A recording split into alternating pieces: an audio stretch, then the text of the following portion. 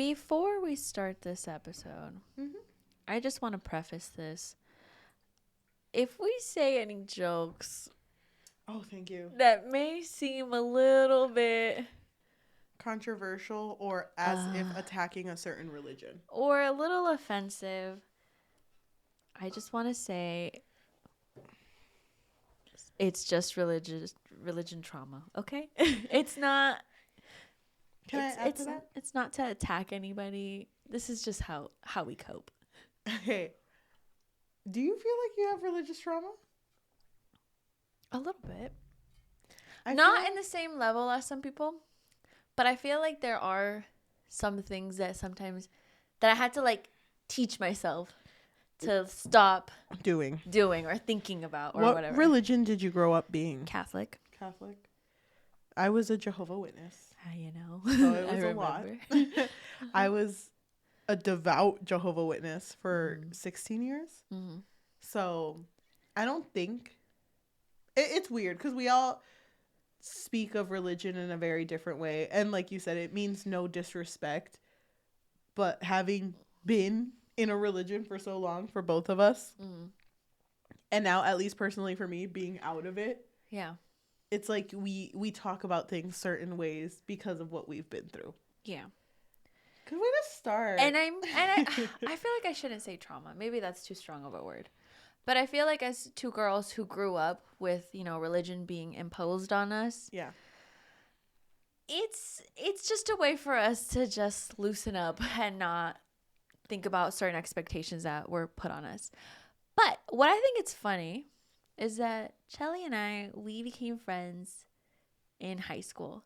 And I feel like at that point in my life, I was pretty religious. Actually, I don't know if I was when I met you, but I remember freshman year I was. And I don't know if you remember, but you and we used to joke. We used to joke about making Bible fanfics.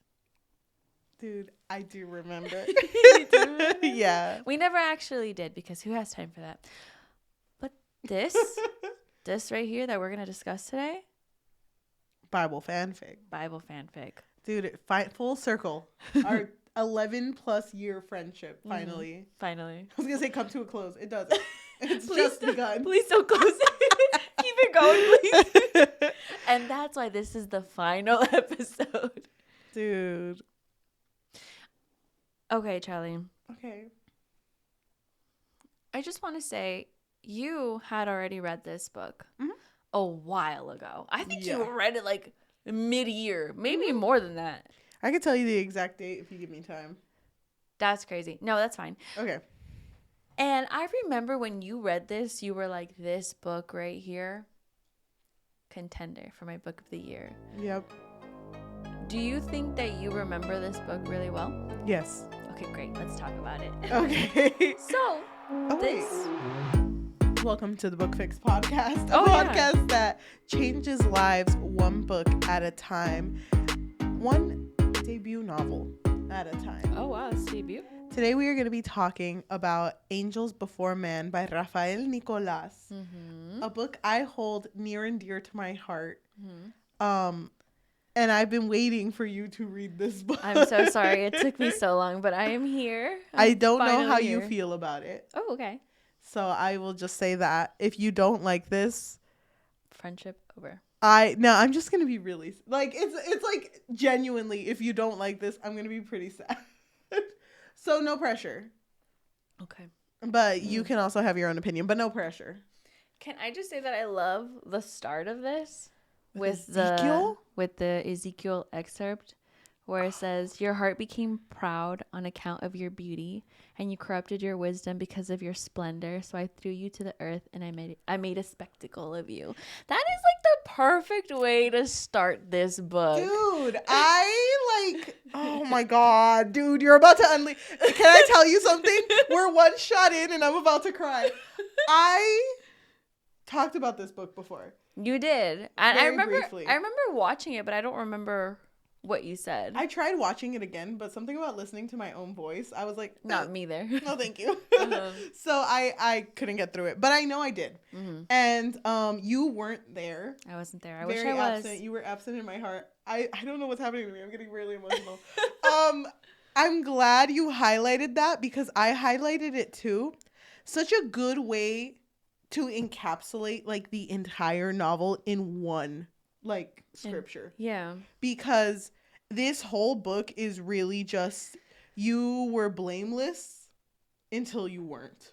And I feel like this scripture doesn't hit until you get to the end. Yeah. Because then that's when you're like, holy shit, wait, hold on. Fucking, and also, by the way, I do want to mention the author makes an author's note at the beginning of the book and is basically like, here is a bunch of trigger warnings that you are going to see, and writes them all and puts, these themes are very light or absent in part 1. It isn't necessary to read part 2. Yeah. And Yajaira made a joke at the beginning of this episode. Before we even started, you were like, by the way, I only read part 1. I should have hit record and said that. Basically, yeah, I told Cheli, I only read part 1 because it said I didn't have to read part 2, so we're only going to talk about part 1, right? Mm-hmm. And you looked at me like, no wait. way. We're already here. No way. Can you imagine if you had only read part 1 and you were like, best love story. Best story ever. And I'm like, ooh. I just love, you know? This is basically a retelling for Lucifer, which I feel like everyone has an indication of who Lucifer is. He's the fallen angel. Lucifer's fallen. Or Lucifer's falling. Mm-hmm. That's the story that it's retelling based off of John Milton's Lucifer's Fall story, in which Lucifer does not agree with God. So God decides to take Lucifer and everyone else who agreed with Lucifer's ways, rip off their wings and just throw them into earth. Mm-hmm. And I thought, my understanding was that they were thrown into hell. Not in the book, but I mean like I think before reading this book. I don't remember because I read that book a long time ago and have been meaning to reread it ever since I've read Angels Before Man. But from my understanding, they're thrown to earth and then Lucifer is like, I guess we just gotta live down here. And it's to the point where like there are some angels that are picking up broken wings and just piecing them together and sewing it back on their back. And they look like demons. Like, you know, they look like... Because it's all distorted. Yeah. So, it's that book, but with the perspective of Lucifer. So not only seeing, like, God was right, it's like, what did Lucifer experience to get to that point? Yeah. And the book starts with Lucifer being made. Not born. He just is. He's created, pretty much.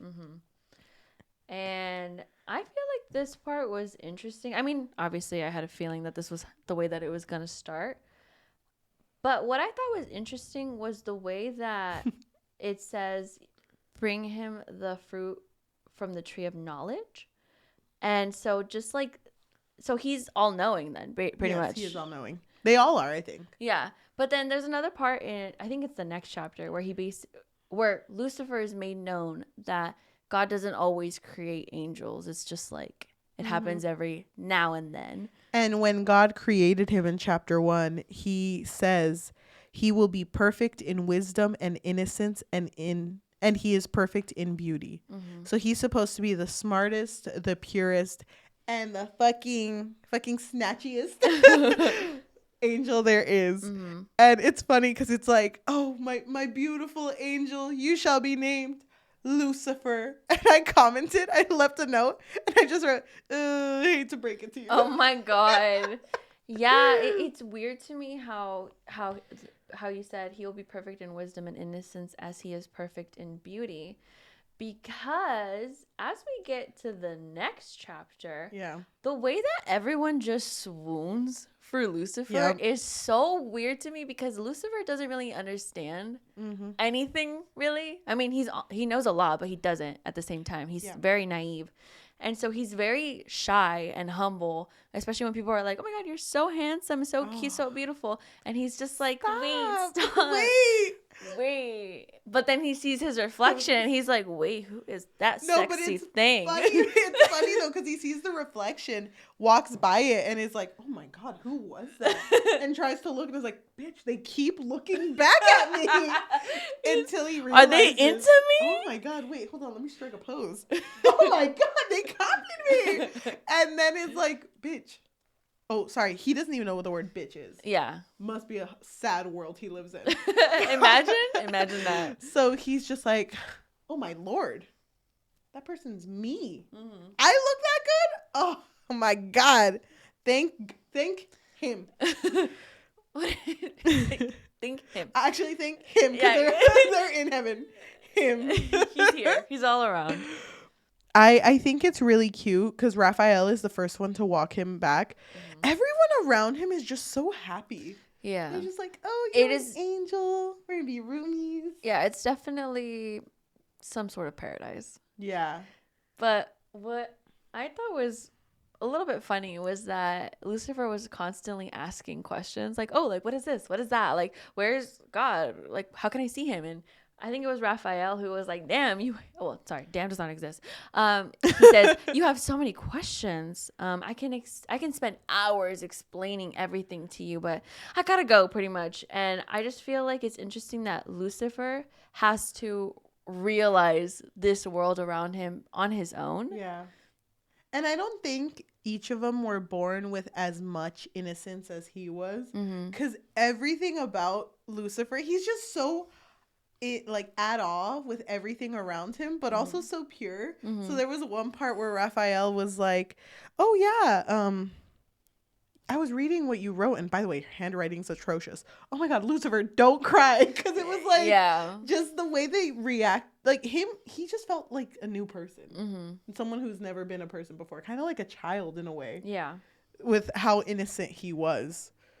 I really like the people that he lived with. Do you remember their names? Because I do not. Wasn't it Asmodeus? Asmodeus and Rosier? Yeah. Rosier. Rose. Thank you. I fucking love that whole like relationship he had with both of them. And Rosier and Asmodeus, they were hella close. Yeah, they were. Were they together maybe? Wait, were they together? Well, here, that type of love doesn't exist. It was just bros and best bros. It's like everyone's bros, but some of them are like besties. Yeah, this is my bro Asmodeus. Sometimes we kiss, but like while thinking of the Lord, of course. I thought it was interesting how they would address each other as brother. Because I was like, oh my God, wait, don't some of you end up together? No, they don't. I know, but I didn't know that. Wait. I thought this was a romance. You're my brother. I want to be... What? I'm so confused. Well, that didn't exist in this world. And I thought it was pretty funny because it's just... This whole like first 4 chapters just felt like good vibes. Yeah. We're over here good vibing it up. I also really love that all of them had their own roles. Like, who was this? The angel of something. Was it Asmodeus who was the angel of fruit? No, it was the other one. Rosier. Rosier was the angel of fruit, and Asmodeus works construction. And so, building it. Obviously, Lucifer is like, wait, okay, so if you guys all have your roles, what's mine? And he tries to explain to him, Rosier tries to explain to him, well, you'll just know. Like, in time, you'll know your role. Am I like the angel of being pretty and shit? Because that sounds boring. Yeah, the angel of slaying? Like, what am I doing? I kind of liked that even from this moment, Lucifer kind of wanted to be more than that. Like he didn't just want to be the angel of beauty. He wanted more. Yeah. He wanted it to be meaningful. Dude. Oh my God, I can't believe we're talking about this. Okay, I'm sorry. I'm gonna like freak out the whole time. Dude, I fucking love the fact that in this story we're seeing just someone developing friendships, and then sometimes you have to take yourself back as like, wait, this is Lucifer. I can't side with Lucifer. Like, there's just that, like, feeling like, I know where this is going to end. Yeah. So why is it making me like this character so much? But it's kind of weird, though, because this is, like, on topic, off topic. I remember being in high school and my high school teacher mentioning a story, and I wish I knew what story it was, but it had to do with Lucifer. And my teacher basically said, like, if you guys were to read the story, and he wasn't trying to talk about religion. I think he was trying to talk about villains. Yeah. And like arcs and all that. And he was like, if you would read this story, you would be siding with Lucifer because of this, and this, you know, the way that the story progressed. Paradise Lost? Maybe. I have no idea. I love that story. But the concept itself, outside of what actually the plot of this book, you know, God, because everyone is only supposed to love and worship God. Mm-hmm. So someone not having autonomy, again, not thinking about angels, just a person in general, not having your own autonomy and only being able to worship this one person. Come on. Like, one of them is going to break. Yeah. Someone is going to break. Which I don't think God realized in this story when he made Lucifer and gave him the all-knowing wisdom, all-knowing. Because like you said, he doesn't make angels often. Mm-hmm. They just are. Yeah.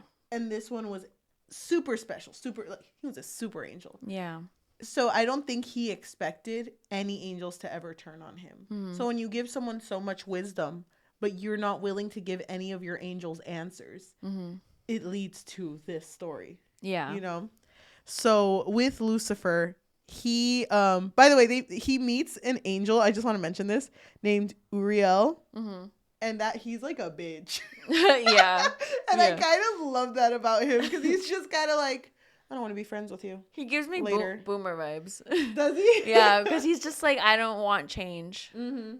And I think it's funny because, like, at this point of the story, there is no such thing as negative talk. Mm-hmm. So it's like, I love him the least, but I still love him though. Like, I'm not gonna say I because hate there's him. no concept of it. Even like what they are, it just is. They don't even really understand it, but they just are the way that they are. Yep. Who was Azazel? I remember liking him. Azazel was...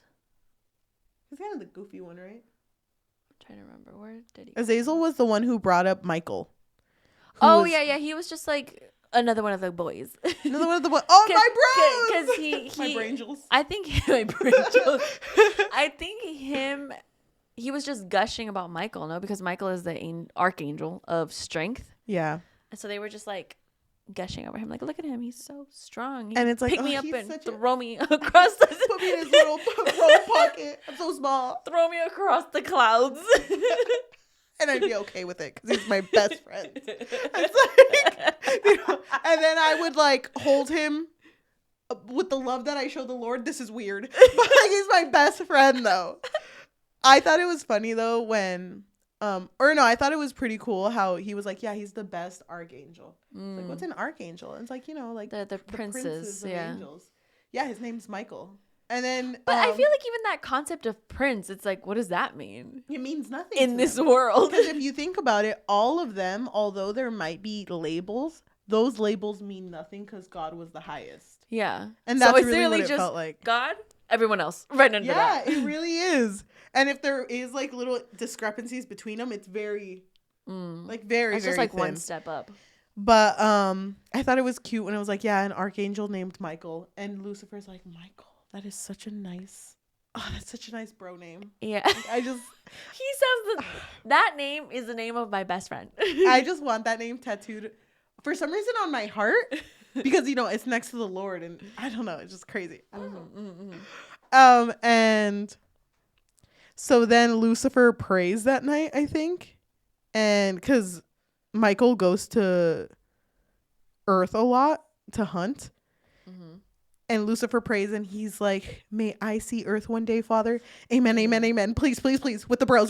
He wants to see it because he likes the stories of how wild and explosive it is over there. Because, of course, heaven is very calm. Yeah. So it's the complete opposite. So this is a foreign idea to Lucifer. He's like, wait a minute.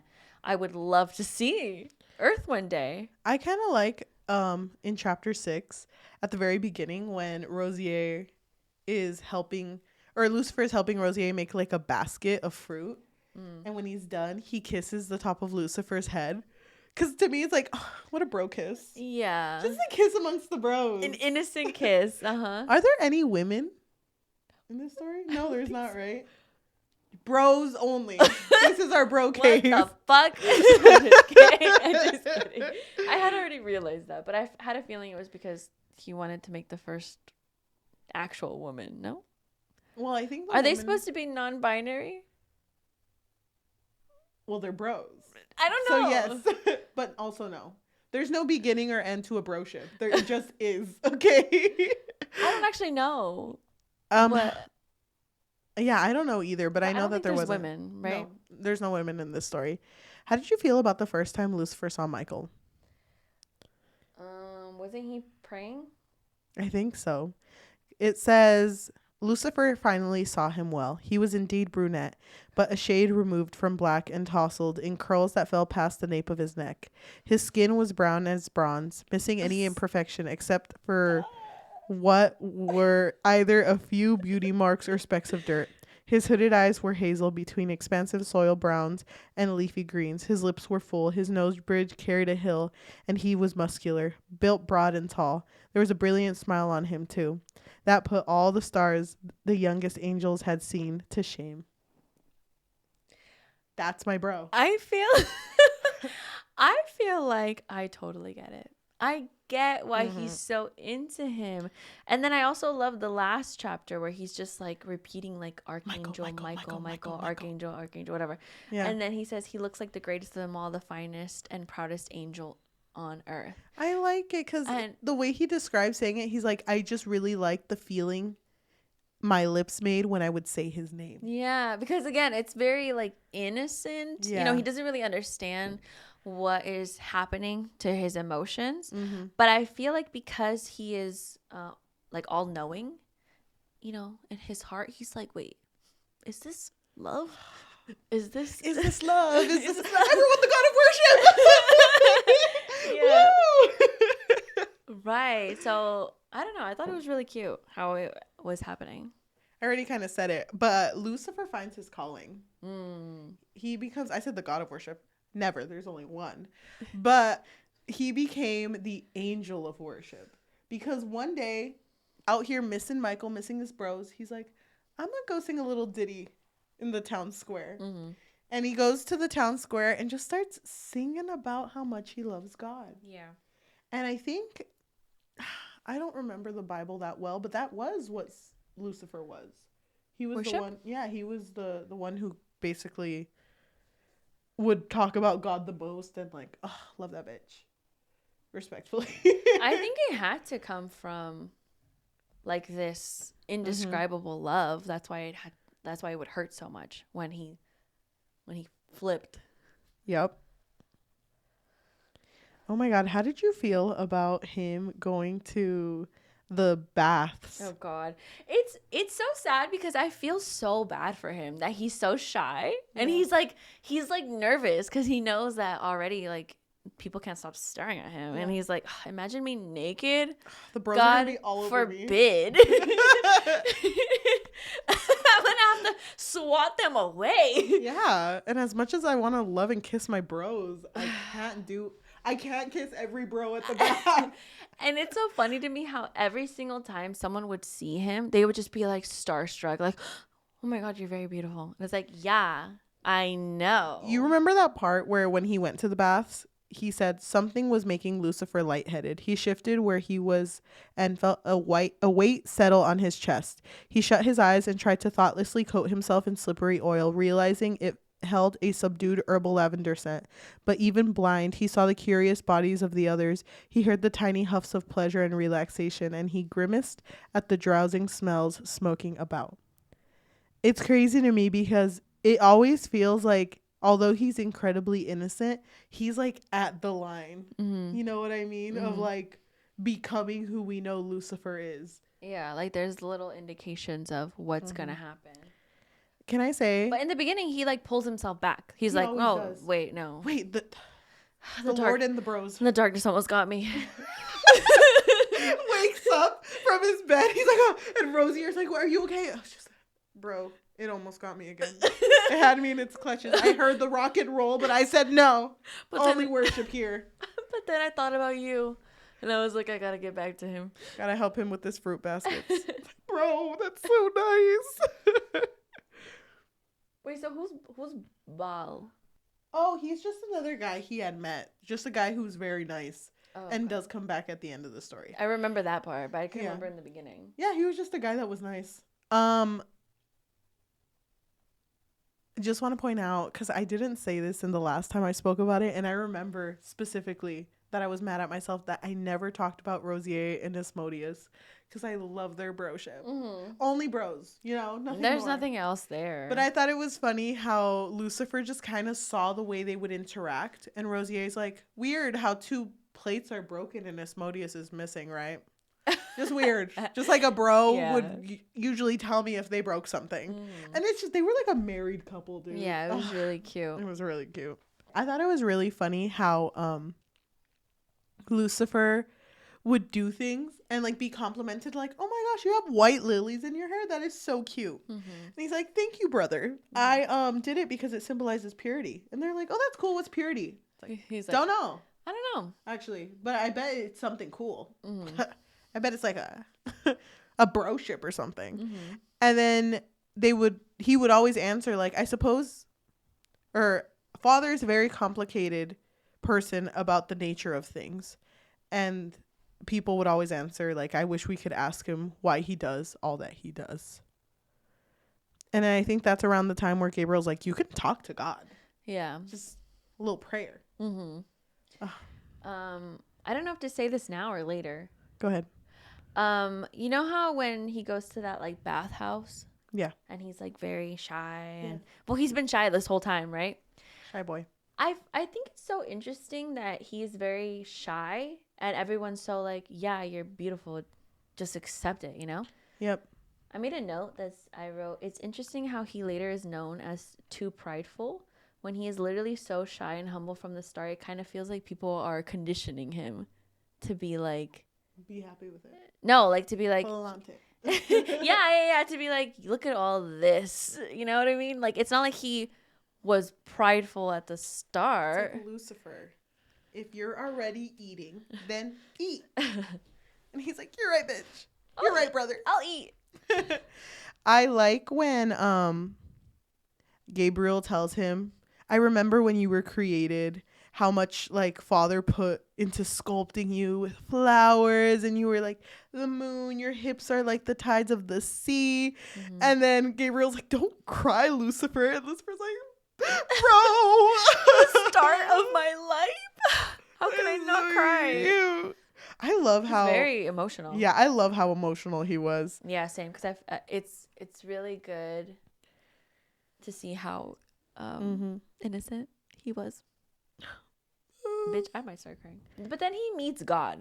And then what was that like? Like the first meeting, do you remember?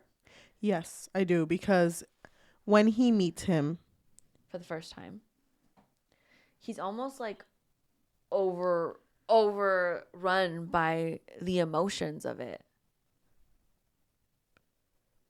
And then he's so like, doesn't God meet him though? He's very timid. Doesn't God meet him though because he heard that Lucifer was singing about him? I think so. I think that's why he calls to him. And then he's like happy about the worship, but then Lucifer is very timid and he's like trying to tell him like, dude, like face me, like look at me, like stand up straight. I need to see you. I need to see what I created. Can I bring something up? There was one part where Lucifer woke up in the morning and looked at the mirror, and he looked at himself, but not for long, because he still couldn't meet the features of his face, because they could spur a need, this need to grab Lucifer and save him. What is there to save him from in heaven? From himself? But maybe it was too late, even now, to save Lucifer. Too early before creation, it was too late. Damn. I don't know why most of the words in this first part always felt like something's about to happen. Yeah, I kind of like that it would constantly remind you though, like don't forget what book you're reading. Don't forget whose story it is. But back to God. Of course. I just don't like how he would speak to him, because there was a part where he said, "You stutter, you shiver, for an angel it's unbecoming, like you are attempting to be no more than an animal. Bow lower, have you no respect for your father?" And then when Lucifer did bow, he would tell him to bow more. So, ugh. But there's another part about God that I want to talk There about, were but people, we're not there yet. There were people that were also pushing Lucifer to go talk to God, because it was like, he literally loves you. He's like, you're his favorite angel, so you need to go see him. Mm-hmm. And then Lucifer didn't want to at first. Mm-hmm. But then he was like, but I guess I should, because what else could an angel be but happy about, like, the Lord? Like, what else am I supposed to do? Ugh. I love when he first meets Michael, and Michael's like, "Hello, I am Michael, archangel of God and angel of strength." And then the only thing that sticks to Lucifer is the fact that he said angel of God. You're like, That's all he said. That's all that stood out to him, because that's nothing else. I kind of want to go through this pretty quick. Same. Okay, let's keep going. I'll find you. Okay, so let's just talk about his feelings for Michael. So Michael and him start hanging out like bros. They hang out a little bit too much. Okay, but they're just bros. This is a story about friendship. And it was really sweet, because Archangel Michael's like, I really like your little ditties.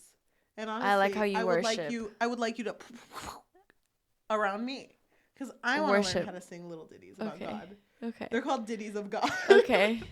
And Diddy reminds me of titty, so. Okay.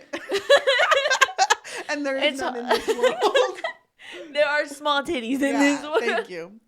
But he's like, you worship God so nice that I want to learn that, right? Them raps, them rhymes. And basically, Lucifer's like, well, you're very strong, so I want to learn that. And so that's how it kind of starts. Yeah. Is that they're teaching each other what the other is good at. So. But then Lucifer, supposed to be the angel of worship, he starts worshiping the wrong being. Well, okay. Slow down.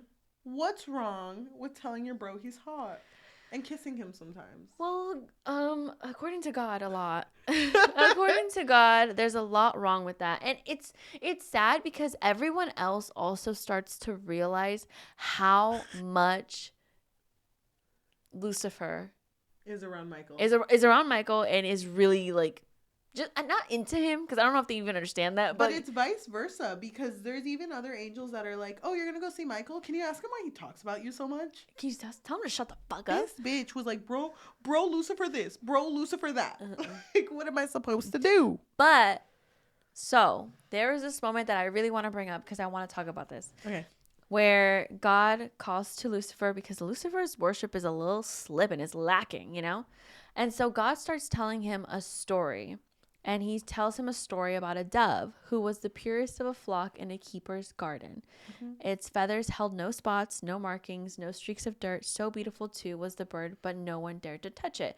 But the thing is that Lucifer's not really paying attention. Like, he's half paying attention, but his mind keeps going back to that moment where he was sparring with Michael. And he's just, like, thinking about Michael.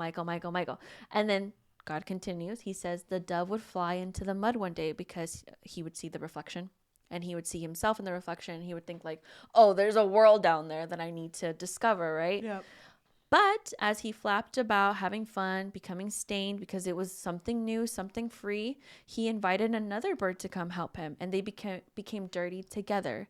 Amid searching the world beneath all of this mud, they found so much pleasure they did not notice their feathers had grown filthy and wet, nor that they would never dry. They dug, but there was no other garden, there was no other paradise, and the doves would never be pure again. Thoughts? I think those doves are just two bros having fun. That's so funny, because I wrote a note that says, but the doves are happy, though. They're pretty happy, though. I can see... Because this is God basically telling Lucifer, like, don't stray. You and Michael, I know you're really close, but who's your guy? Who's the big G in the S, the big guy in the sky? That's me. I feel like his worry was that Lucifer would become more interested in, like, Earth. You know, like, if we took it more, like, literal of him, like, trying to discover another paradise, I think he was thinking, like, oh, what if he thinks that this isn't paradise and he goes down to Earth? To me, it was, yes, I agree with that, because that's what he really wanted. Mm-hmm. But to me, it was also the fact that no one has ever done the opposite of what God wanted. That was his biggest fear, too. Mm-hmm. Like, don't make that mistake, because I'm going to have to do something if you do. Mm-hmm. And he was very hard on him the first time they meet. The whole bowing and everything. Mm-hmm. So I think he was kind of just trying to be like, who is the main guy? Because then he basically threatens him, too. He says, nothing is more important than remaining clean. An angel that becomes impure becomes unworthy to live in paradise. So he basically already threatened him, like, I will kick you out. Or you're not worthy of here if you do something. But he was scared. But you know what?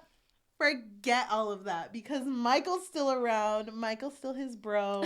They talk about wanting to see Michael and Lucifer wrestle, but Lucifer never wants it because he feels like he's in embarrassing positions anytime Michael holds him down. Mm-hmm. So he's like, no, it's fine. No, let's not. And then there's moments where Michael goes to visit Lucifer's house, and everyone around him is like, oh no, just Michael going to visit Lucifer. And Lucifer being like, can we do something, an earnest request? And it's like, is it earnest? And he's like, no, it's selfish. Like, it's you. If I'm being honest, it's a little selfish. So their whole relationship is just them. Mm-hmm. Like, they get really close to each other. And there's one point, I think we're reaching the end of part 1, where Michael and Lucifer are talking about, like, you're my best bro. Like, you're literally my best. Like, I can never be mad at you. All I want to do is take a bath with you and just wash our bodies with soap together. Like a bro would. Okay. There's nothing wrong with that. No, yeah, because I want the same thing. Of course, obviously. Uh-huh. But, like, not soap. It's just like... Wait. And there's also no water. And we're not in the bath. But we're bros, though. We are bros. Honestly, I don't see anything wrong with it. You know, they're just bros helping each other out. It's when they go to Earth, isn't it? They go to Earth together and bathe together. Mm-hmm. And I think that's the first time Lucifer, like, gets naked in front of someone. Because even at the baths, he would never. Yeah, he was too. Expose himself. He was too shy. And then Michael, there's one part where he's looking at his bro Lucifer completely naked, and he's like, how terribly lonely that must be to be so beautiful that others think of you as a thorn. But, like, bro. But, Michael, wait, did you just call me a thorn? What the fuck is a thorn? I know. Oh my god. I'm like feeling a lot of emotions right now. How did you feel about this story so far? Girl, I was in it. I knew it. I was so into this story because it sucks, like, knowing the end, like, knowing how it's gonna end. But throughout it, especially through the first part, I was like, man, just let Lucy live a little. Damn, if he wants to kiss Michael, what's wrong with that? Let him kiss Michael. Why can't bros kiss bros? I don't see anything wrong with it. Dude, I'm so glad you were into this story. I was so into it. I was holding my breath, like, waiting for something significant to happen. How did you feel when they went to the Lord's garden, but all they can see was each other?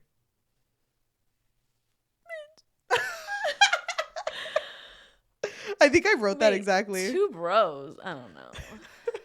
I wrote, God really let them go on Earth's first gay getaway. Oh my god. I thought it was cute. What about you? How did you feel about it? Dude, I was not reading this book for the podcast originally. Yeah. I was reading it for me, myself, and I, for the bros out there. Uh-huh. And I Which there are many out there. There are many bros out there. I was fucking losing it. Dude, feeling that you were getting, I was just waiting for the ball to drop. Yeah. I was like, something is gonna happen.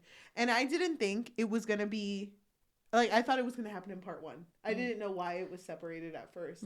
So I was like, something's gonna happen. And I think one of them is gonna kiss and God's gonna be like, but then they were already kissing. So I was like, what's gonna happen? You're like, wait, where's God? Where's God? I'm making out with my bro. I feel like the problem isn't the kissing. The problem is the worshiping. And the want and the need and different things. You can kiss Michael, but you can't think about Michael. You have to think about God and only God. How am I supposed to kiss Michael and worship God? You can't do both, God. Well, it's physically impossible. Well, he wanted. And God's like, you got me there. You got me. You won. You won. And honestly, it felt like a beautiful wrap up, right? Because then it's like. Wait, are you at the part 1? Oh yeah, sorry. No, not yet. I did want to bring up that I really like that they were basically in a relationship, because when they come back from their gay getaway at Earth, Michael, as the Archangel, is fighting in the Colosseum fights, and while Lucifer is there, he's literally just teasing him the whole time. He's like, I can't wait to cheer for anyone you're fighting against. And Michael's like, really? You're not going to cheer for me? And like, while the other guy was losing, he'd be like, woo! Woo to the other guy! Yeah. They were really cute. Okay. Well, can I just get to the end, though, of the first part? Yes. They would tease each other about how much they thought about each other, too, which I thought was funny. I think this is the end. Yeah, this is the end. We highlighted the same paragraph. That's Damn, funny. Look at us. Did you write a note? So basically it says, this here could be worship. This, Lucifer pressed an innocent kiss to the prince's sweet divine mouth. This could be religion. Michael smiled at him, rare timidity in his eyes. All was as it should be, and they were happy. And that's the way that it ends. The end. And I wrote a note saying, a perfect ending. LOL. And I wrote, it's such a good, innocent love. I'm so into them and their love. Oh my God. They are so beautiful. Me being fucking naive as fuck, thinking this was just going to be a cute story. You did not think that. I knew that something was going to happen, but I didn't know how quick. Because doesn't it feel like everything, like this is peak. This was the peak of the story of their love. And all of a sudden, it's not even like a downfall. It's just straight down. It crashes down. Oh, dude. How'd you feel about the first half? I really loved it. The only half you read. The only half that I read, because I refused to read the second half. No, I'm just kidding. I was really into it. I think that this idea is amazing, and I love the execution. I really loved the progression of both of their characters. And then when they were together, I really loved them together. So I have a question. In the interlude, before part 2, because part 1 was called Paradise? Yeah. Yeah. Paradise, was Eternity. Eternity, yeah. So when Paradise ended, there is an interlude. Is the interlude between both of them? So this was his dream, pretty much, was that he was with Michael. And he tells Michael, because he wraps his leg around him, and he whispers, I daydream of you, of loving you. And Michael says, how do you love me? And he said, like this, yearning mouth. It pressed soft to the smooth of his tunic, like a flower, like a symphony, trapped in my throat, like you're in eternity. And they're just on each other, like kissing each other or fighting each other affectionately. So it's like their bodies are around each other, limbs entangling, and then songs of laughter again, embracing, bringing their mouths to lock. Complete, he said. But I don't want to be complete. I'd rather be split and become full with you. He parted his legs. Split me here. I was like, God damn. I was like, oh my God. As a bro? Wait, I thought we were guys. I just wrote they go fuck. Oh my God. And I like the way that it ends, yes. though, where it says, there is another Eden within me. I have it nestled between the heat of love. This is love. But when the sounds of heavy steps approaching came, they'd hastily rise, gathering their clothes, taking each other's hands and laughing. They'd run away from him as fast as they could so that he doesn't see, doesn't notice. Two angels creating love, creating. Wow. I'm just like... Dude. in shock because just the fact that them creating at all is a threat. It's just so like. Can I say it's something? So like perfect. Can I say something too? All of the interlude and part 1, anytime God was referred to by his pronouns, he, him, it was always capitalized. So one thing I appreciate is that when you go to part 2, it's like the writing kind of matches the instability of Lucifer's mind. You notice that? Because at first although he was very curious, he was always very calm, collected, and took his time with the world. But the writing was very like flowery too. Yeah, because that was his life. His whole life was embellished. He didn't deal with issues. So until part 2, you see when he starts to fall apart. Yeah, and especially there was moments where I remember that he would just like repeat words over and over and over, like words or like a phrase or something. And there were moments where I was like, oh my God, he's losing it. He's losing it. But let's talk about part 2. And Eternity. There's like a point where there's a twist, because I think it starts off with the twist. So Lucifer is sitting by the water and he's just looking at himself and smiling, and Raphael comes up and is like, bro, that fucking moment, how'd you feel? I was stressed because I was like, wait, what is so wrong with him staring at himself? He even says, everyone can look at me, take me in whenever they want, but I must find a mirror like this just so I can enjoy my gift the way they all do. Yeah. It's like, how are you expected someone to be the angel of beauty and then being like, oh, but you have to be humble though. You have to be modest though, because if you're not modest, then you'll go to hell. Which Raphael. Raph. Can I call you Raph? No. Can I call you Raphael? Ael.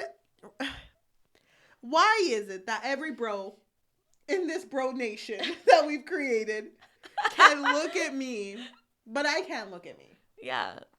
That doesn't seem right. I don't understand why it's a crime to slay. Thank you. He worships. Oh, well, I mean, I don't even want to joke about the worship yet. But Raphael gets mad and is like, God has always said that we need to be modest. But it's like, what the fuck does that even mean? He didn't understand. Is this what being immodest is? Simply wanting to admire myself? Simply wanting to be like, that's a bad bitch. Why is this so wrong? Yeah. So. But it's not like he was even doing that. He was just looking at himself. But that's where it starts. And that's kind of like, it's hard because that's kind of hard to talk about. That's where the issues lie with people who have religious trauma. Because so many of the sins you can really take for as like, but how am I supposed to live without needing money? I'm not greedy. I need money. Yeah. I'm not vain. I love that I look good. So that's where the issues start. And that's why Raphael and everyone else is so like, no, you need to stop it before it begins. Because that's what God said. Also, it's more detrimental for you to hate yourself than for you to love yourself. Yeah. And I don't understand why it's so, like, sinful. But it's like, it's not even like he's just staring at himself. It's not like he's like... he is, but... He's just like... I agree with you. But it would be a different thing if, like, every reflection he'd be like, wait, hold on. Damn. Okay. Okay, wait. wait, Asmodeus, can you wait? Work. Selfie. Okay. Hold up. Sorry. There's no phones here. It's like just water. Just hold up a piece. It's just a water. They're angels, okay? I'm sure they could just hold water. Water, look at it. Work. Okay, sorry. What does work mean? I have no idea. Bro, I have no fucking idea. That was his first bad word. Oh my god. That is creation, my friends. Slay. Wait, doesn't slay mean kill? I said what I said. I said what I said. And then he's like, wait, bitch. I said what I said. And that's when Don't Trick. Oh my god, Don't Trick. In the Demons era? Yeah. I liked this part though because, well, I don't know if you're ahead or before me, but yes, that's the part I have. Go ahead. Well, no, I was just going to say that. And then he thinks about how Michael had insisted once to love yourself. And Lucifer stopped prompt after just a minute of fumbling touches. It was too overwhelming. He realized that his cheeks were warm and he shivered, so he moved to hug his own body tight instead. There was a little memory sitting in the back of his mind of an inexplicable dream he had once, where Michael had followed him into Eden, kissed him, and reshaped him. But Lucifer didn't like to think of it too much because he didn't understand it, and because that, too, was overwhelming. So he's just kind of like, I'm supposed to love myself and be happy, but everything that makes me happy makes me feel overwhelmed. And the one he wants to be happy with is Michael. But at this point, he hasn't really admitted, because he's still like God of worship, or angel of worship, angel of God, nothing else. So what is he to do but love his bro? Yeah. And then I also love this like thought process that he goes through, which is like after that, where he's like asking himself, but what does it mean for a body to be perfect? Perfect for what? What does it mean for beauty to be perfect? Because there are different beauties. I've seen daisies, they're pretty, and roses quite aren't. Or in the way that roses quite aren't. What am I for, Father? In what way am I perfectly made? For what purpose? To be something so abstract as beautiful, or as beauty. It was as if Lucifer weren't more than an abstraction himself, an idea, a fantasy, the figment of a lonely, longing imagination. You know what this kind of reminds me of? Not to get deep, but I am 2 shots in, and we did drink a lot of beers. This is where my religious issues came from. Because I feel like when I was religious, and just to say, whatever religion anyone is, I think we can all relate in the sense of there's so many expectations for people that are young. Yeah. Where it's like, I know you haven't figured out your life, but this is your whole life. And it's like, well, shit, I haven't even lived. How is this supposed to be my whole life? With me, when it came to religion, what I had an issue with was the fact that I couldn't ask questions. Or when I did, it always felt... Because there was a question I once asked, and I don't really want to get into that. But I remember the response was like, if you answer like that, or if you're questioning like that, then you don't really love God. And then I was like, hello? Of course I do. Yeah. Why would you say that to someone who's just asking a question? Yeah. And then that's kind of where I became more like separated detached from the church and more into just the religion instead of the church. Yeah. Well, it's definitely not helpful when you're so young and they just use fear tactics for you to fall in line when you don't really understand what it is that you're not supposed to be doing. And that's Lucifer. Like he has not done anything differently than what he had already done. You know, so for him to be like, what the fuck am I, well, he doesn't know fuck yet, but what am I doing wrong? Like, I have not done anything. So why is it that me looking at my reflection really caused a big issue where I feel overwhelmed right now? And for me to have a dream to feel bad about, like, it's like, especially because dreams are so out of your control. You know what's crazy to me?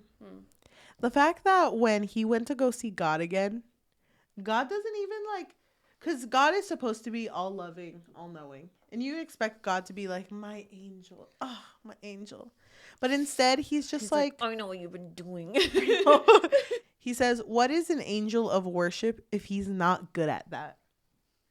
And it's like, oh. Wait.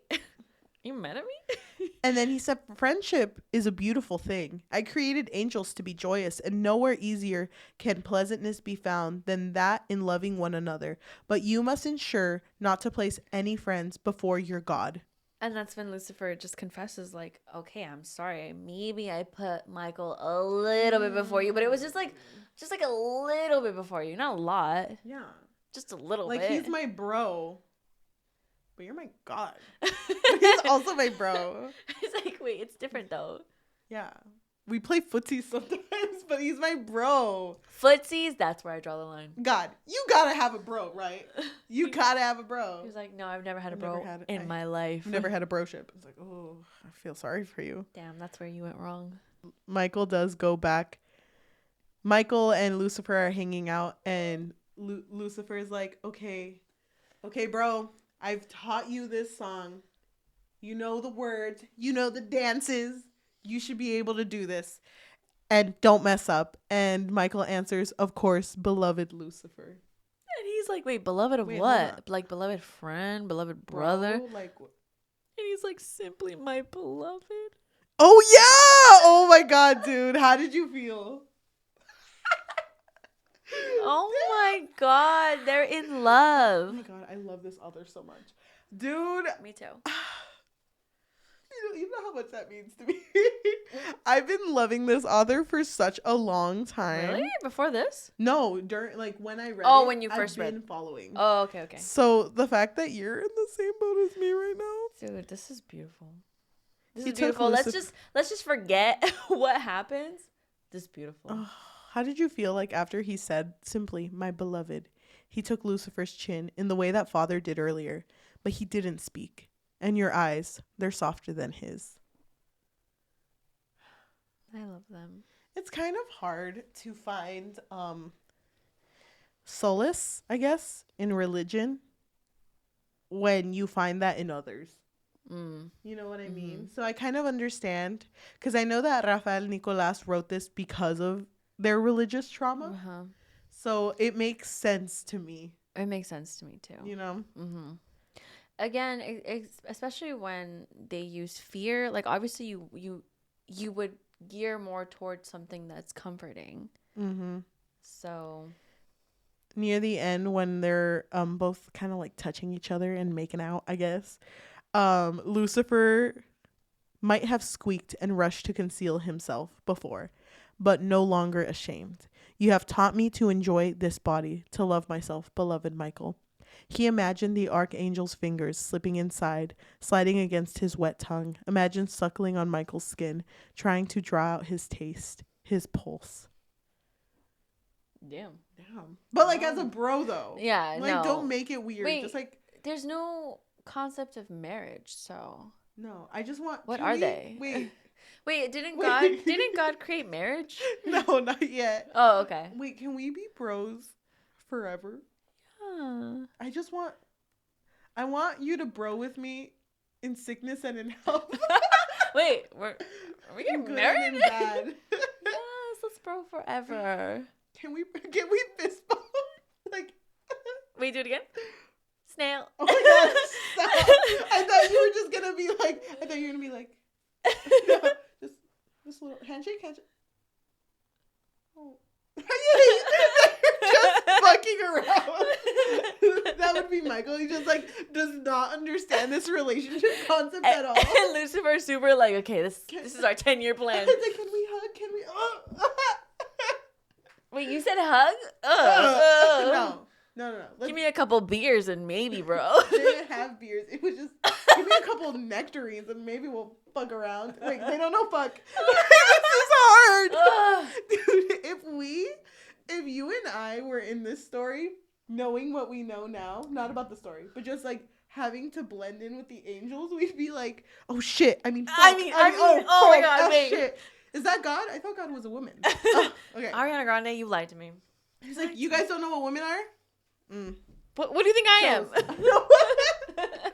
I just thought bro was Bob. Oh my god. Oh my gosh. Can I talk about when they were together? I think they were sleeping.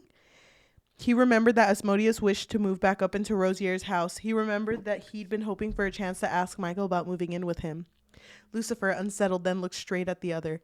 That reminds me, I wanted to wish to ask. Michael was staring at his lips, eyes dazed with lingering drunkenness, his tongue darting out, licking his own mouth, as if he were dry and needed to drink. Drink, Lucifer. He leaned in, slow, and Lucifer, hysterical, frozen, heard the prince's low, shuddering breath. Michael, closer, closer, his lips just about to brush his own. When, and then someone comes in. Dude, they were, okay, I don't want to say this, because, like, honestly, I know they're bros, and I didn't want to assume anything. But I think they like each other. You think? I don't know. I'm really bad at guessing.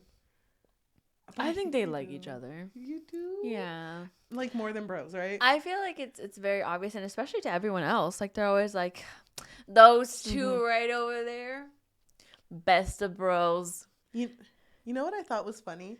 Everyone always told Lucifer, like, you're so young though. You know, you're the youngest angel and everything. And it never really bothered him. He was like, yeah, that's a fact. Facts, bros. Facts. No But printer. it wasn't until... What's a printer? No idea. Oh my god, that's so funny. I thought it was funny when Uriel came and was like, "Why the fuck are you in here in Michael's bedroom? So immature." And then Lucifer was angry. Oh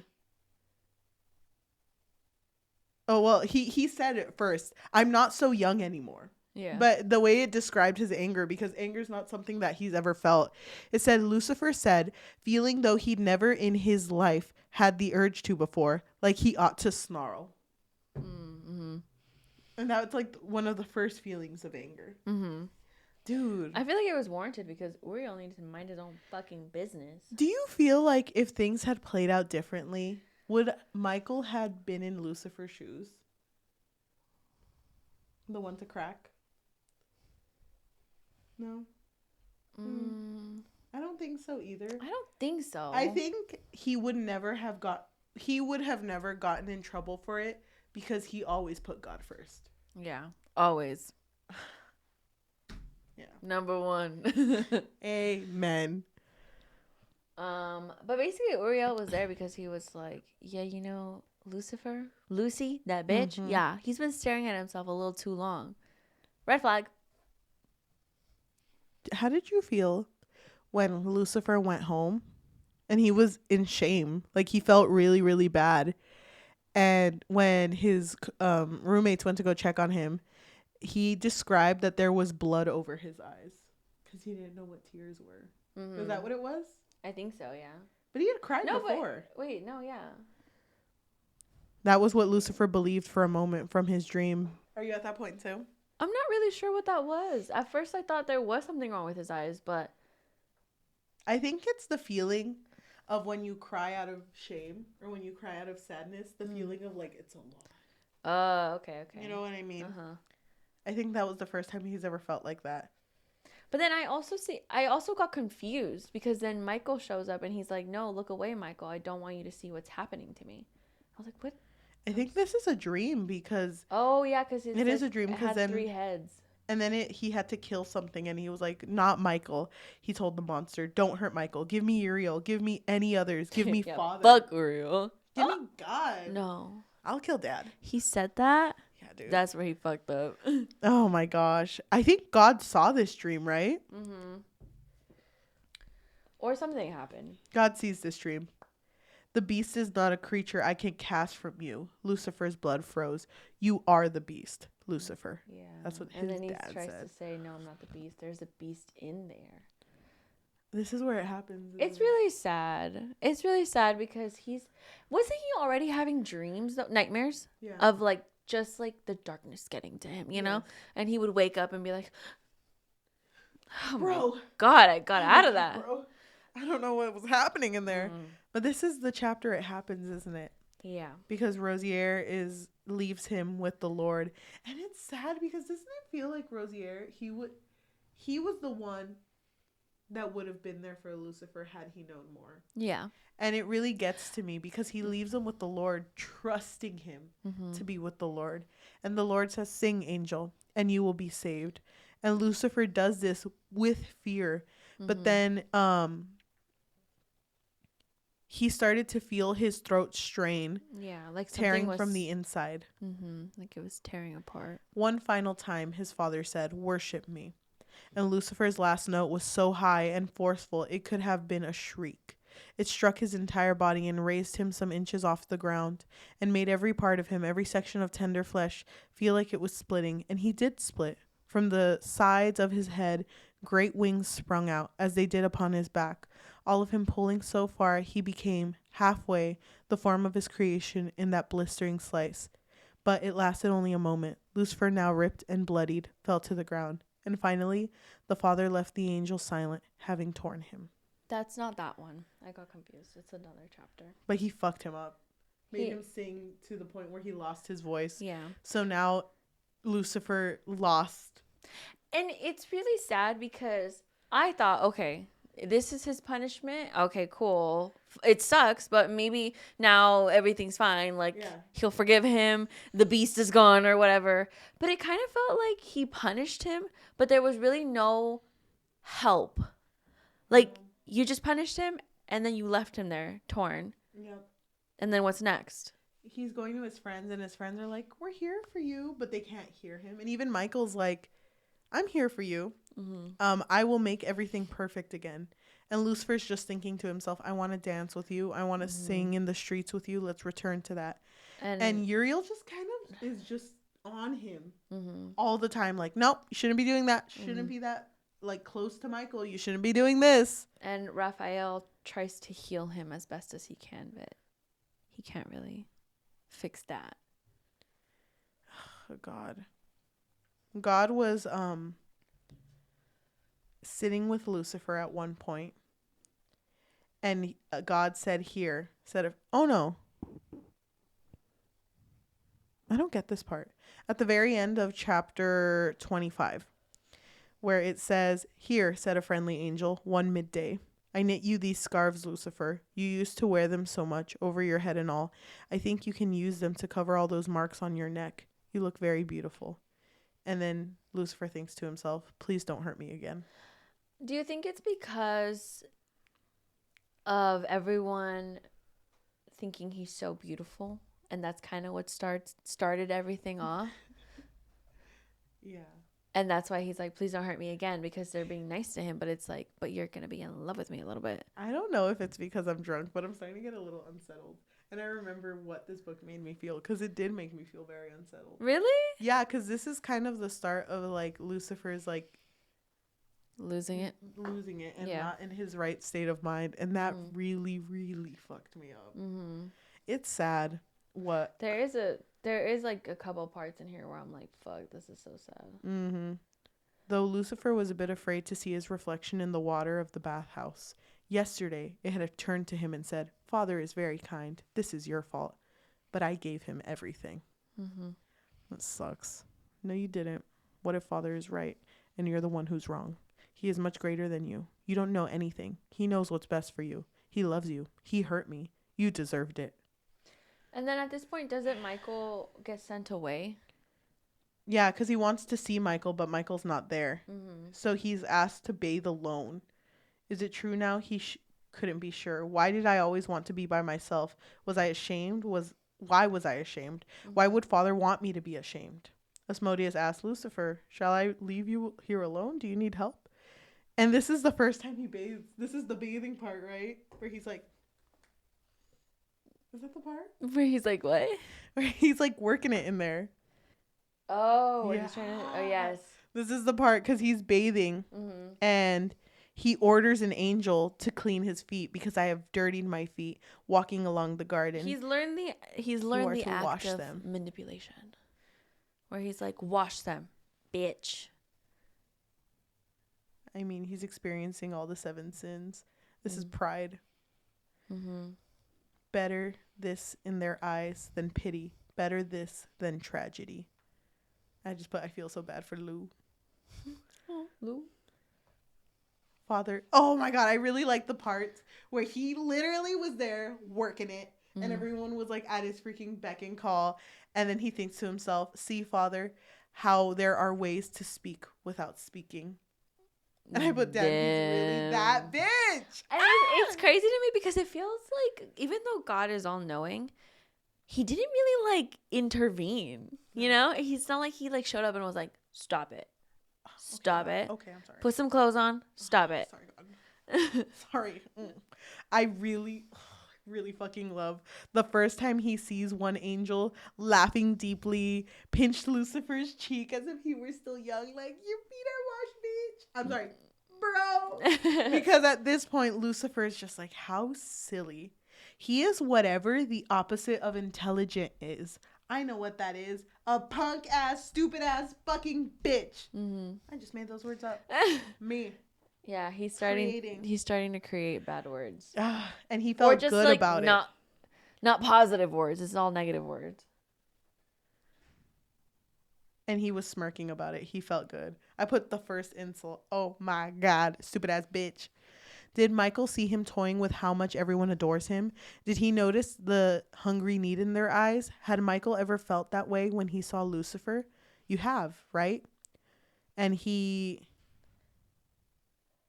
thinks to himself that Michael does not desire him. A pleased smile on Lucifer's lips as he lifted a tender gaze to his beloved stern archangel's face. Because you know I am already yours. Bro, this is my favorite line. He's over here slowly getting his voice back. Mm-hmm. No, actually his voice isn't back yet. But he's with Michael, and Lucifer is touching Michael's waist, his ribs, hugging him tight, and a tiny gasp, nearly a laugh, while Michael's just like, I feel drunk. Your mouth, when you were created, your lips must have been laced with liquor. And their legs are tangled. They're like feeling each other up. Yeah. And I love what Lucifer says at the end of this chapter. I'm so glad you marked it too. Mm-hmm. Where he says, in vain, I love you. In vain, the dawn streaming onto you beside me. In vain, I want to be yours, your angel. Angel of love, angel of Michael. He really said, God who? I know you don't know this word yet, Michael. But I want to be more than your bro. I want to be your boyfriend. If I was your boyfriend, I'd never let you go. This is going to be a good one, Michael. Oh my God. This is my song to Michael. Yeah, it's about to get sadder. Okay. Let's just skip forward. Just want to bring up, Baal has been someone who works with Uriel and who has always been really sweet to Michael. I mean, but you never really get to see him do anything because Uriel's just out here being a bitch, dude. Mm-hmm. And I think Rosier gets really weird because Rosier's over here like, Lucifer, you're good. You're good. Is he the one who he has that whole discussion with about God and how he lied to him and how... You like what I did? I invented lying. And he's like, I'm terrified, brother. Yeah. And I like that part where he says, is Father good because he is good or because he says he is good? And then there's something powerful about it. Something that makes me hunger. But still, you are my housemate, my friend. I'm sorry. It was a soft. But Lucifer felt a loud silence between them. Forgive me, brother. Because he knows what he had said really fucked him up. Mm-hmm. I just want to return. Oh, I like this part because anytime a character talks to him, he like adds his own second voice underneath it. So like Rosier said, like, I must leave to Eden soon. I will bring you back some blackberries. How does that sound? But then after that, it's in like one quotation marks. And it says, I just want to return to how things were before you met Michael. And to him, it feels like he thinks everyone's against him. Mm-hmm. You know, so anytime someone says something, it's like, bitch, I know what you mean. Mm-hmm. And now it's... Or I know what you're thinking. Yep. Mm. And then he starts to think to himself, when God asked him to do something, he put, just once, didn't do what you said. Is that possible? Has anyone ever done it? What if I simply don't bow? What if I look you in the eyes, God? What would you do? But maybe I was wrong to immediately crumble into gratitude and kiss your feet. You hurt me. Remember? Dude, oh my God. This is where it gets fucking wild. God was basically angry at him. And at the end, it says the angel, which is Lucifer, begged for mercy, crying soft as he was undressed. The Lord stepped onto the bed of flowers, and wrathfully he took him. Paradise, paradise, Garden of Eden, Garden of Paradise. That was it. It was really sad because before that moment, he's like begging his brothers to help him. Yeah. Like he's trying to tell God, like, oh, you can't win because I have my brothers and my bros, basically. Which is really sad because then the next chapter... Is this the one with the opening up? Yeah. How did you feel about this? Oh my God, I was so fucking scared. I was like, what the fuck is happening? So basically, it's Rosier and Asmodeus, I believe, who kind of have this conversation where they're like, Lucifer's been in his room for a while. Like I think he's crying or something.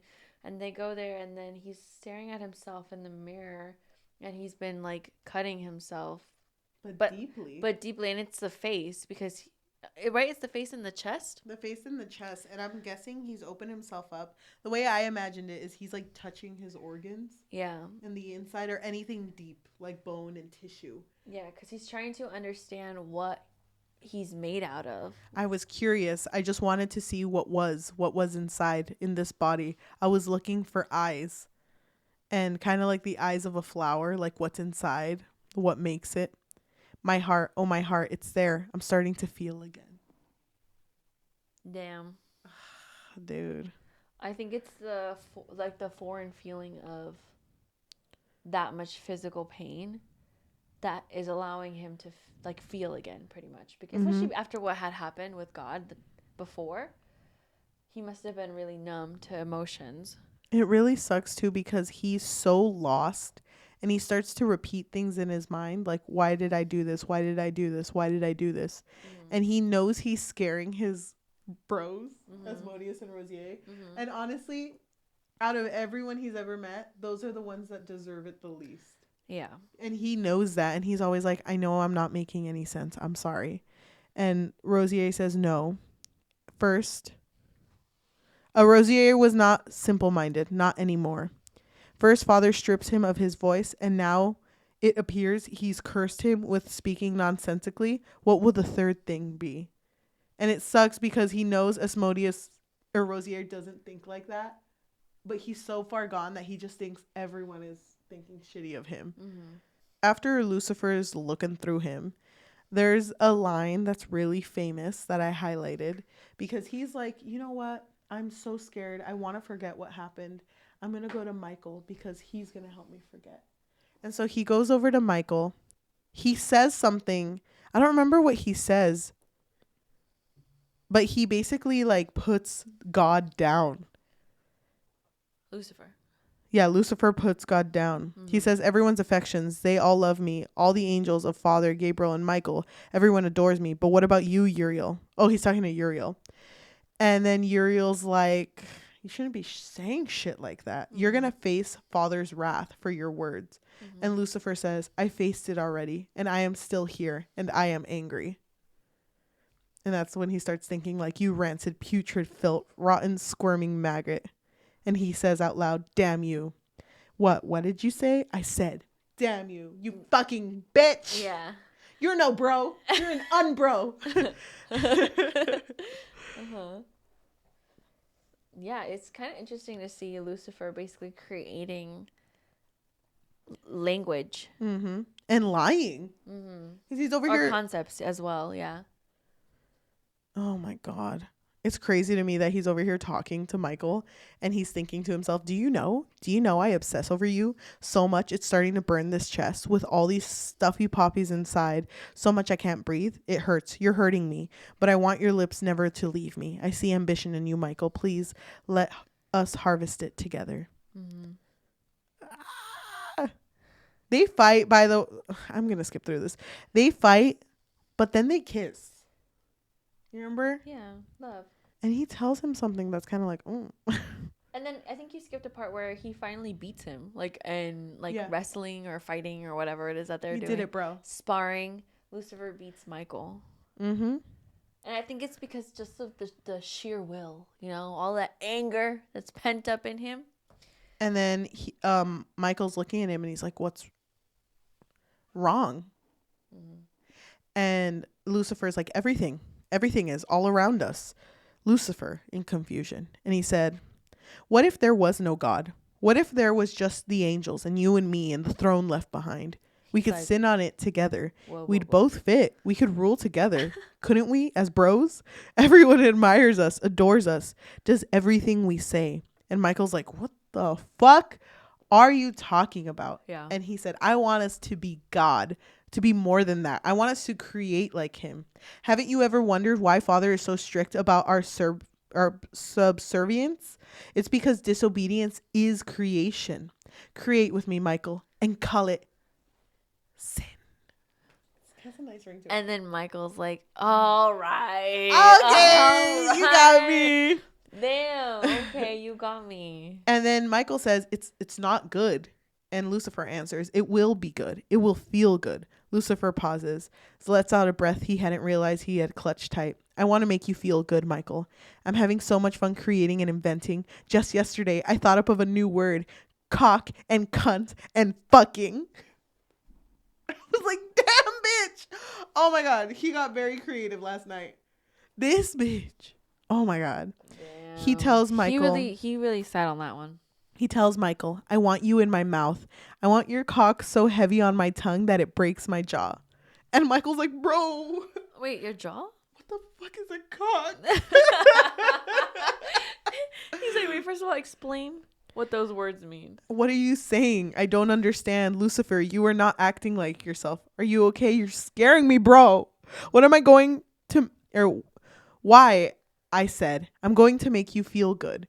Doesn't it feel kind of weird? Okay, that's what I was going to mention that I really liked. When he answers to Michael, he answers with one quotation mark, like as if he's thinking it. And it kind of fucked me up because I think I even wrote it here. Which line are you looking at? I'm on page 291 on the very bottom where it says, what are you saying? I don't understand, Lucifer. You are not acting like yourself. Are you okay? You're scaring me. And the quotes end. And then suddenly there's single quotation marks. But it's Lucifer's response where he says, I'm going to make you feel good. How can it be wrong to feel good? Why would Father make something that feels good wrong? One thing I'm thinking of is the reason that they're using single quotes when Lucifer's talking. Doesn't it kind of feel like he's become all-knowing? Like he is now God. Like he's at that point. Going up now, yeah. Yeah, so it's like he doesn't even, he's not there anymore. He's not with the rest of the angels. He's kind of gone above that. Oh, yeah, that's a really good point. I don't think I realized that. I think I was just getting so used to like the single quotations and then the double quotations that it kind of like lost me a little bit. But because he's creating, he is kind of getting more and more to God's level. Yep. And he's not even talking to him at that point normally anymore. He's saying that Lucifer had worn all of Michael's favorite jewelry and layered it on pure white robes for you to rip to pieces as you spoil me some more and more. Purring, Michael, bend me over the throne and desecrate it with me. Haven't you imagined it? I know you have. Me beneath you crying out your name, pleading for you to be gentler but not meaning it. In front of everyone, right? So they all know who I belong to. He's like, what's desecrate? Wait. Bro! I'm so scared, bro! I was worried, though, because I really didn't want Lucifer to essay. I thought that's where this was going, especially after what had happened with God. I thought that maybe he would become like, well, that's how that was expressed to me. So, but I'm glad it didn't happen. Thank God. Mm-hmm. But then Michael just goes like, after all of that, Michael's just like, go home. Let's talk tomorrow, bro. You're kind of freaking me out. Yeah. Sleep on it. This was supposed to be our Xbox day. Honestly. You ruined it. You ruined Xbox Day. Basically, Lucifer is like, guys, everyone meet at Town Square. And everyone does. And he's like, Ball, can I use you as a demonstration? And it's like, yeah, of course. Lucifer, I always got you. And Lucifer's like, this is called a blowjob. That really... He's like, all right. It's like that one scene on White Chicks. It's like with the dildo. It's like, all right, here's how you do it. Imagine someone else was like, actually, there's a different way to do it and so much more efficient. And he's like, oh, yeah, this is an open discussion. he's like, no, guillotine. I'm sorry, who's God? Not me, but it's funny because can you imagine fucking but Lucifer doing that to Baal, and Baal's like into it, right? Because he's like is holding Lucifer's hair and is like, this is a fucking blowjob? And everyone else, fucking Asmodeus or whoever walking by, like, what the fuck is happening? And they're like, shh, wait, hold on. This is intense. I don't think I'm gonna remember. I hope there's not a test. Baal looks like he's having fun. And one part it made me sad and I really liked is when Asmodeus went home because he saw what was going on and he ran home because he was like, oh my God, I get it. I want to do that with Rosier. Mm-hmm. And he gets home. I don't remember who was who, but I think he gets home and just attacks Rosier and is basically going to essay him. Mm-hmm. And Rosier gets so scared that he cuts off his head, Mm-hmm. Asmodeus' head. And he doesn't know, like, they've never killed. Yeah. So he's like, oh my God, I better take this head over to someone to help him get better. So he's over here, like, oh my running God. with the head. And angels are fucking. Some are scared. Fucking Asmodeus is headless. Yeah. So it's like, what do you do? So Lucifer goes to the garden and is just like, hello, Father. Or I think, no, God comes down. And he's like, welcome back. Because he was gone for a bit. Yeah. This is what happened, bitch. It's like, everyone knows what a blowjob is. You're welcome. Do you want me to show you? Oh my God. Yeah, the whole, like, Father, welcome back. It's kind of creepy. And he just keeps talking about, like, we're going to build a city on rock and roll. You'll never see that shit coming. It'll be so much better than yours. And it sucks because he talks about Michael with everyone else. And he's like, Michael loves me. He does. Trust me, guys. He does. But so I've seen the way he looks at me. I've seen the way he addresses me with his eyes. Yeah. He everything loves me. Blowjob, that times 4. And everyone was like, whoa, oh my God. That's where you learned it from? Makes sense. And it really sucks because Michael becomes one of the main like God's warriors, basically. Yeah. God's archangels. So wouldn't you say he is the main? He is the main. He's the main bitch. Oh God. It's really sad because I feel like to Lucifer, he's like, oh my God, my bro, the broest of the bros has my back. Like, I know that he'll have my back. Mm-hmm. So that moment when Michael's like... But even Michael was like, please don't do this. I know, but he was still like... Yeah, he was. Knife in hand, sword in hand, and like... You will worship. He cut off his wings. He cut off Lucifer's wings. And I like that part where it said that he was crying and that it was cutting That's him. what I was going to mention. Because he cut off his wings, and then God was Michael like... cut off Lucifer's wings. And God was like, this is what I call being a man, because you have broken the covenant, faltered in worship, and you will all have to bow down, or all have to bow for the new creation. You will worship and minister to him as you do me, and you will love his children and nurture them, knowing they will inherit heaven from you. You will rebuild the eternal paradise for man. The angels wept at their punishment, and Michael also did, but they were crystals slicing down his cheek. All of the angels, all of the fallen angels come splattering down, some of them not making it. I think it's kind of cool, though, that they're basically what wiped the dinosaurs. Yeah. That's a cool concept. Yeah. Mm-hmm. They are, aren't they? I didn't really think about that. Yeah, because when he was there with Michael, there were, like, beasts and creatures like that. And the angels falling basically wiped them.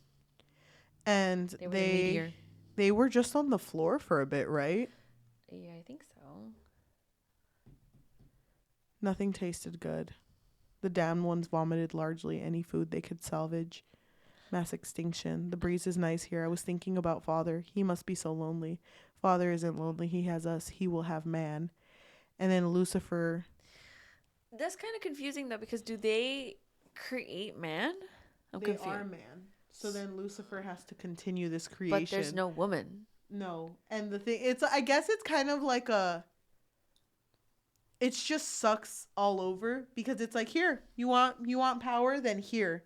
And he gives them nothing and is forcing them to worship God again to get that back. So it's like, that's what man is. So that's on you. Okay. And then they make Lucifer basically their king. The demons fashioned him a crown of bones, thorns, and weeds. Then they gave him the illusion of having horns, and they loved him. The end. The end. That shit was depressing. Dude! That shit was so fucking depressing. Did you imagine this book to be the way it was? No. I had no idea. what this book was going to be. But I pictured it to have been more about like more centered around a love story and not really the tragedy that it was. It was so sad. This is one of my favorite books. It was so sad the way that Lucifer went from being like innocent, not knowing literally anything, to being more aware. I feel like no way all of the angels were giving the tree of knowledge. No, like the fruit. They weren't. They weren't, right? That's why it's forbidden. Right, exactly. Because it turned him into that. Which, as a story itself, is like, at least in the first half, you can't help but like root for him. But in the second half, it's like just so sad to see how unstable he became. It is really sad. And I didn't mention it, but near the second half, you even saw his instability in like the lack of capitalization of God. Yeah. In him and he. Even so, like the writing itself, like was rushed. It wasn't the same as part 1. I love that shit. Dude, for being a debut novel, it was really good. That shit slaps. Honestly, I wasn't sure how I was going to feel about this book. I was nervous for me. But for our friendship. No, but I felt like I was interested though. Like when I started it, I was like, all right, I'm here on this journey of Lucy and seeing where he goes. Thank you. And then it was funny because I was reading it and my boyfriend was there and I was kind of like telling him like stuff that would happen. Like I was reading lines because I was like, so like, oh my God, I can't believe that this is happening. Especially the dove part where God was like, yeah, this dove became dirty and now it can never become undirty again. Like, it just, like, fucked me up because I felt like this is what God is portrayed to be. Obviously, nobody really knows, right? But the way that with the religion trauma, like, this is how he's portrayed to be. What's the word? What's the right word? Not so forgiving, I guess. Yeah. So I really felt so bad for Lucifer because he really like loved him in the beginning until he actually discovered love with Michael, and then he was like, wait, there's more to life than what I was made for. I really love this book a lot. What do you give it? I give it a 5. It's so fucking good, dude. I was so into this story that it was hard for me to get into another one after. Dude, same. When I first read this, it made me sad. I don't even remember why I did that episode alone. We weren't posting for a while. Remember that? Oh, we stopped for a long while. We stopped posting for a while because I had school, you had work, and our schedules were just, especially during springtime, our schedule was really like not working out. During spring. And we had said like, oh, let's do like a solo fix where each one of us will pick a story and do a video or something. I think we called it a solo fix. Oh yeah, we did call it a solo fix. It is coming back to me. Yeah, we did. We did? Okay, I couldn't remember because we wanted to do different names for different things. But anyways, whatever. And then we just never got to another one because I feel like, I don't know. Like, I don't really want to do it. I don't either. After I did it, I was like, okay, episode up. Because that's all I wanted. Because I do remember we didn't post for a while. Oh, God, I forgot. We were really busy. That was a really hard time in my life. Yeah, same. But I didn't like it. I like talking about it, but it was hard not having, because hearing you talk about it, you're like validating how I feel about it. Yeah, it's nice to hear what the other person has to say about the book. Because there are some things that you say, because that whole dove part completely went over my head. Really? Like I missed that. Oh my God, I love that part. So I'm glad that you brought that up, because like the way I remember that I talked about it was, and I'll say it again, was the fact that I love that this story just was a whole ass tragedy. And it hurt the most. And it was kind of ironic in the way that like we knew what was going to happen. I forget, it's a type of irony and I can't remember what it is. But we knew what was going to happen and it sucked. Yeah. Because we were over here rooting for basically the bad guy. And if you grew up religious, it's like that fear of like, I shouldn't be doing this, but I am. Yeah. And you start to not understand why it's bad. And that's what I liked about this book, because we saw that in Lucifer, and we even started to be like, I want to justify what he's doing, but I know I shouldn't. But why shouldn't I? Yeah. And it was such a good, like, a well-written story that was able to portray that feeling of religious trauma. And it makes me sad with the way it ended, but at the same time, there was no growth where he was at. Yeah. You know, and that's kind of what it's like to break out of a religion, to be able to like move past it. Not saying that religion is bad, because other people find solace in religion, and I respect that. But then there has to also be the view of like, some people are forced into religions without understanding them. Yeah. Or they're scared into it. Yep. I really love this book. This book is so good. I can talk about it forever, dude. Listen to this episode. It's really good. It's really, really good. I feel like everyone should read it. I would definitely recommend this book. So I do want to tell you, as my friend, as my bestie. Oh, okay. I was going to say just friend. Damn. What are we? As bros. Oh. Wait, does that mean you're in love with me? Dude, stop. Dude, I kept wanting to make jokes in this episode where we were like, yeah, we're just bros that kiss sometimes. And I thought I was going to be like, yeah, just like us. But I didn't want to start anything. Oh, I mean, this is the moment where it's saying it comes out. I know. I wanted to, but I was like, no, not the time. Not the time. It's just a joke. Okay. But I mean, if you, I mean, I'll have to ask my boyfriend, but I'm sure he's fine with it. I don't think he cares. Does your boyfriend watch the show? I think Whoa, we're a whole show. I think he's heard us a couple times, but I don't know what he's listened to. Yeah. He's seen our TikToks. I've seen him watching our TikToks. Really? Yeah. Oh my god. And he's like, I'm helping the algorithm, and then he shares the video with me. That's funny. The sequel has been confirmed for this book. I think you told me that, yeah. It got confirmed around October. Oh my god, when does it come out? It is coming out sometime in 2024, early 2024. Oh my god. What's it called? It is called Angels and Man, and it is a retelling of the Book of Enoch, which is the retelling of the first murder between Abraham and Cain. So it is, I'm pretty sure it is a continuation. It says, the angel Azazel is miserable in heaven. In the aftermath of Satan's fall, the angels live in the reconstructed ruins of an old utopia, oppressive and paranoid of any new rebellion. So it's Rosier that dies. It's so interesting. Oh, wait, I'm thinking of the wrong one. Azazel's the silly one. Yeah. It's so interesting to me how this book was written so well that you telling me that this is that this next one is the retelling of the first murder, I'm like excited about it. But if you were to tell me like, oh, this is the retelling of the first murder before having read this book, I'd be like, that's weird. That's weird. That's weird. Let me finish reading. So the angel Samyaza is content in heaven, but he longs for the eternal city's former glory. Watching the feeble humans below, wallowing in sin for centuries after Adam and Eve, he sees opportunity to win back the Lord's favor. On earth, the watcher angels arrive to lecture on God's love, but the love of a human soon begins to seem much warmer. Excited?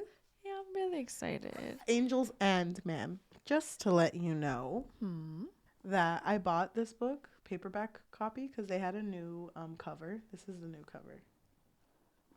Oh, that's beautiful. They extended it. What do you mean? Like, there's more to it. I haven't read it yet. I have it. It's in my room. I have it, and I haven't read it yet, and I kind of wanted to. Oh my god, what if it's more like from eternity and not from the first one? It's just them being bros. That's all they added. This book came out November of 2022, and I read it in April 12th of 2023. I'm so excited for the second book, dude. Me too. I feel like more people need to support Rafael Nicolas on their conquest to become the best writer to destroy J.K. Rowling.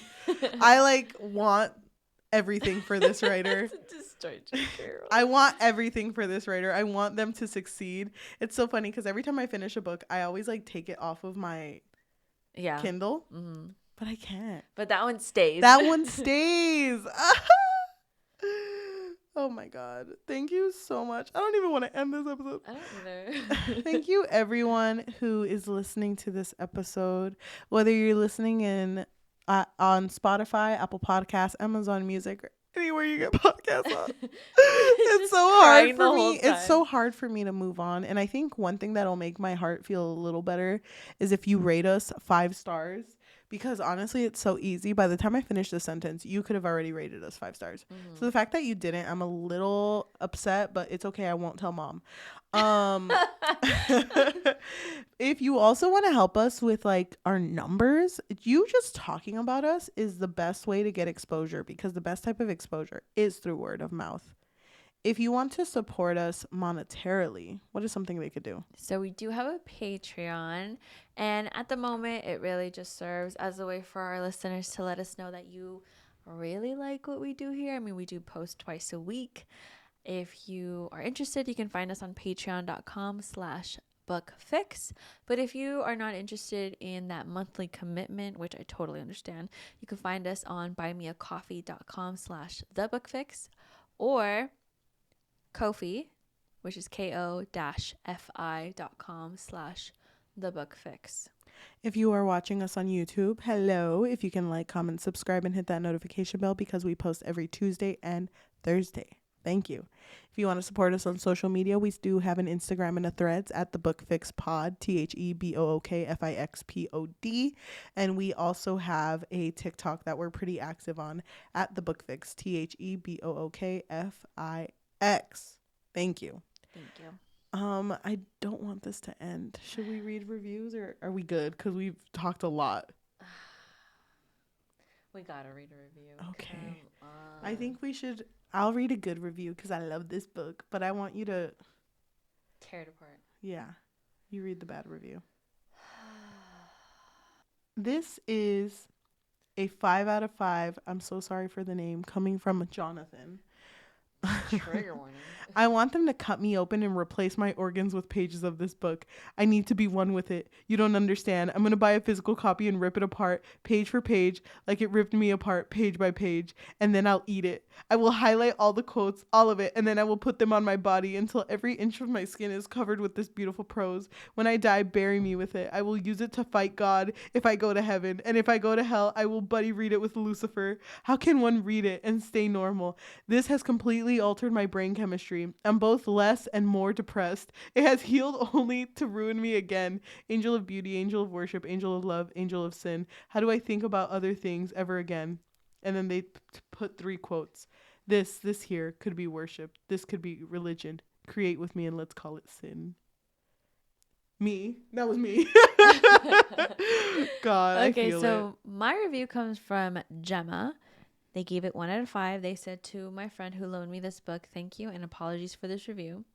This book had so much potential, yet dropped the ball in every possible way. The fact that it has such a high rating makes me feel like I'm being gaslit on a mass level. There is not a single thing done well in this story, whether that be the characters, relationships, world building, general plot, or simple grammar/formatting. I could go on for hours, but at the end of the day, all I really want to say is this. John Milton, sweetie, I'm so fucking sorry. Damn. Thank you for listening, and we will see you next time. Bye. I should have read this one. 5 out of 5. You had me at gaze. Oh my God. Dude. Ugh. A lot of these are just like DNFs. Like DNF at 32%. DNF at 42%. But like you said, it's kind of hard to say how you feel about fucking DNF. I feel called out. What did it say? L wrote, this feels like bad supernatural fanfic. What did I do to you? Damn. I'm just kidding. I really loved Supernatural. I'm sorry about it. But I'm also not sorry about it.